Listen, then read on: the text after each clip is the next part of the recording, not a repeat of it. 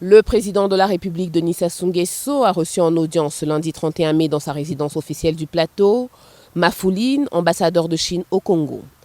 Au centre de leur échange, l'état de la coopération entre le Congo et la Chine. Rappelons que la République du Congo et la République de Chine sont deux pays amis liés par plus de 50 ans de coopération bilatérale multisectorielle. Plusieurs accords de coopération renforcent l'axe Brazzaville-Pékin. Depuis 2014, la coopération entre les deux pays est passée au rang de coopération stratégique globale. Le dernier accord de partenariat à être signé entre les deux États remonte au 19 mai dernier et consiste en la création d'un centre de maintenance d'aéronefs à Brazzaville. Dans le secteur de la santé, la Chine appuie la République du Congo dans la lutte contre la pandémie à coronavirus Covid-19. En effet, le 15 mai dernier, la Chine a fait un don de 200 000 doses de vaccin anti-Covid-19 Sinopharm au Congo, un vaccin homologué par l'Organisation mondiale de la santé pour usage d'urgence le 30 avril 2021. C'est dans le prolongement des rencontres que le chef de l'État Denis Sassou Nguesso a eu avec le président de la Banque africaine de développement Akinwumi Adesina en mai dernier, d'abord à Oyo dans le département de la Cuvette, ensuite à Paris en France que s'inscrit cette mission de la BAD. Conduite par le directeur général pour l'Afrique centrale de l'institution financière Nguessane Serge Marie, cette mission qui a rencontré ce mercredi le président de la République s'articule autour du développement de l'agriculture au Congo, une des priorités au cœur du programme de gouvernement du président Denis Sassou Nguesso, à savoir « Ensemble, poursuivons la marche ». Nous sortons de cette audience motivés, parce que nous avons vu un chef d'État engagé, un chef d'État qui sait où il va, un chef d'État qui veut réussir cette transformation structurelle de son économie à partir d'une agriculture plus que moderne. Au terme de cette mission de quelques jours, un projet de développement agricole au Congo va être présenté au chef de l'État congolais. Projet à base duquel va être évalué notamment le niveau d'intervention de la BAD dans l'ambitieuse entreprise. À la fin de la mission, nous allons lui présenter un projet qui répond à ses besoins et nous allons proposer un projet avec des indicateurs de performance, avec des dates butoirs à clé pour que ensemble, lui et le président de la Banque africaine de développement puissent suivre l'évolution de ce projet. Mais à la fin de ce projet, nous voulons voir une agriculture moderne au Congo. La BAD dont le siège est à Abidjan en Côte d'Ivoire a été créée en 1964. Elle a pour mission de combattre la pauvreté et d'améliorer les conditions de vie sur le continent à travers la promotion des investissements à capitaux publics et privés. Les échanges entre le chef de l'État Denis Sassou Nguesso et la délégation de la société Huawei obéissent aux accords de partenariat global Congo-Chine. Dans ce cadre, justement, le président Denis Sassou Nguesso a déjà visité 3 fois l'opérateur Huawei afin de mieux mesurer ses capacités dans les domaines variés. Huawei se veut un partenaire incontournable dans le domaine de la fibre optique. Échanger avec le président, c'est sur le domaine de l'économie numérique. Comment développer l'économie numérique au Congo. Nous allons construire notre siège au Congo. En même temps, nous avons travaillé sur le domaine d'allant informatique. Au sujet de la fibre optique précisément, les discussions entre le gouvernement congolais et la société Huawei se situent au niveau de la 3e phase. C'est quoi la 3e phase? Le ministre de tutelle, Léon Juste Ibombo, est édifiant. Nous avons un grand projet avec Huawei, c'est celui de la 3e phase, la finalisation de la 3e phase du projet de couverture nationale de télécommunications, qui va permettre à notre opérateur historique de pouvoir booster sa rentabilité, sa production, mais aussi s'implanter durablement dans notre écosystème des télécommunications. Il s'agissait de voir aussi quels sont les projets que Huawei est prêt à mettre en œuvre pour accompagner justement le gouvernement congolais. On a échangé sur l'ensemble de ces projets, mais il s'agit d'abord pour nous de redéfinir un peu comment est-ce que nous devons mettre en œuvre la 3e phase du projet de couverture nationale de télécommunications. Avec la finalisation de la 3e phase, on pourra connecter les ménages, les entreprises, mais aussi offrir la 4G. Bon, aujourd'hui, on parle de plus en plus de 5G, donc on va redéfinir tous ces aspects avec nos partenaires chinois.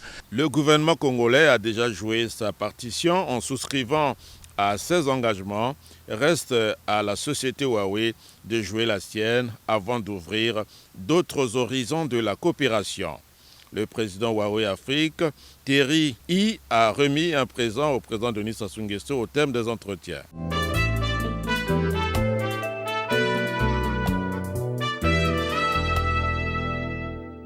Les chefs d'État et de gouvernement du COPAX ont effectué le déplacement de Brazzaville le vendredi 4 juin 2021 à la faveur de la conférence extraordinaire de la CEAC. Cette communauté sort de son hibernation du fait de la pandémie de la Covid-19 et retrouve son dynamisme observé lors de sa création en 1984 à Libreville au Gabon. Les pays membres ont porté le scaphandre de la détermination, véritable serment réitéré de militer pour la vie de leurs États et pour celle des paisibles citoyens. Le scaphandre de la solidarité surtout vis-à-vis du Tchad qui a perdu son digne fils Idriss Déby Itno tombé le 20 avril 2021 au champ d'honneur. Sa perte colle au Sahel, une région en proie aux exactions des forces négatives de tout genre, colle, disais-je, le visage d'orphelin.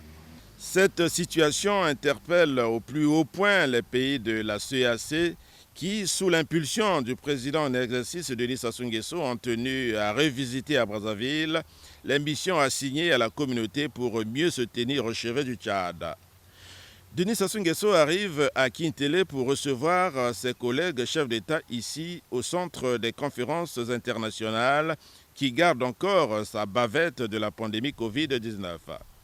Arrive sur les lieux le chef de l'État angolais João Lourenço, le chef de l'État de la République démocratique du Congo, président en exercice de l'Union africaine, Félix Antoine Tshisekedi Tshilombo, le chef de l'État de la République centrafricaine, Faustin Archange Touadéra.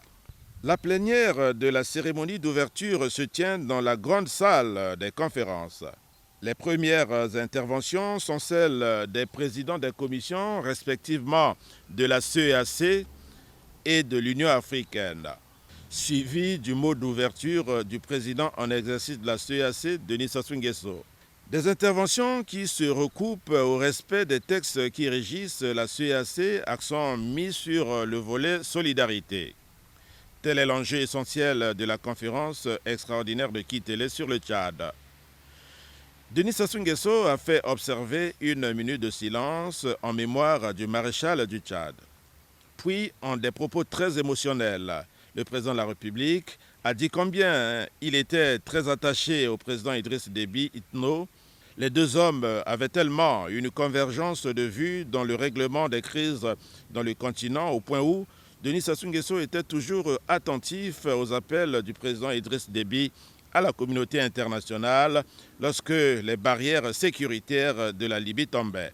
Denis Sassou Nguesso pense que si ces appels à épisodes serrés avaient été entendus, le chaos qu'on observe en Libye aujourd'hui et dans la région serait évité. Une situation qui retire la quiétude au Tchad, à ses institutions et à son peuple. Que faut-il faire dans le contexte actuel, Monsieur le Président? Dans un tel contexte, le règlement de la crise libyenne apparaît plus que jamais comme une urgence absolue.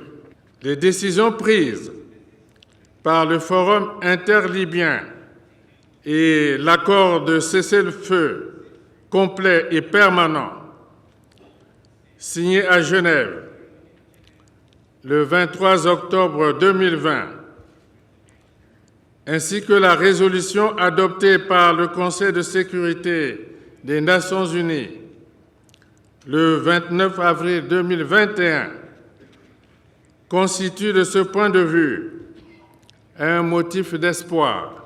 Il n'en demeure pas moins que des mesures d'accompagnement appropriées devraient être mises en œuvre avec diligence par le Conseil de sécurité des Nations unies afin de faciliter le départ du territoire libyen des mercenaires et autres groupes armés dont la présence reste une source d'instabilité permanente sur notre continent. Au terme du huis clos qui s'en est suivi, un communiqué final a été disponibilisé, communiqué qui a acté la mesure de suspension de la Constitution du Tchad et qui balise les voies du pays vers la sortie de crise. En voici un morceau choisi. Conscient que la situation dans la République du Tchad aurait pu mettre en péril son intégrité territoriale et les fondements, aussi bien de son unité que de son existence en tant qu'État souverain, et menacer gravement la sécurité et la paix dans la région d'Afrique centrale. Prenons note des mesures prises par les autorités de la transition pour préserver la sécurité, l'unité, l'intégrité, la souveraineté ainsi que la continuité de l'État, y compris le respect des engagements internationaux de la République du Tchad. Prenons en conséquence acte, et particulièrement sans préjudice, du principe du rejet des changements anticonstitutionnels consacrés dans la Charte africaine de la démocratie, les élections et la gouvernance. Prenons acte de la suspension de la Constitution tchadienne de 2018 et de la mise en place d'un conseil militaire de transition, l'adoption d'une charte de la transition, la nomination d'un gouvernement de large ouverture dirigé par un Premier ministre civil, ainsi que de l'annonce d'un dialogue national et de la création d'un Conseil national de transition comme organe législatif.